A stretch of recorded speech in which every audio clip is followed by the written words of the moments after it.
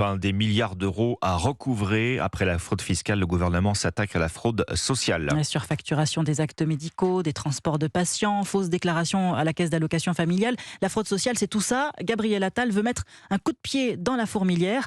Le ministre des Comptes publics présente son plan demain. Alexandre Chauveau, il sera économique bien sûr, mais aussi très politique. Oui, et certaines mesures ont déjà été présentées, comme l'interdiction de verser des allocations sociales sur des comptes bancaires extra-européens ou le rehaussement de 6 à 9 mois de la durée minimum de résidence pour toucher des allocations familiales. Des mesures populaires dans l'opinion. Bienvenue pour l'exécutif après des mois de conflits sur la réforme des retraites.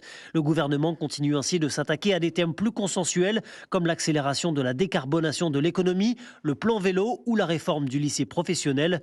La lutte contre la fraude sociale s'inscrit donc dans ce cadre. C'est aussi un moyen pour Gabriel Attal d'exister politiquement au sein d'un ministère habituellement plus centré sur les questions techniques.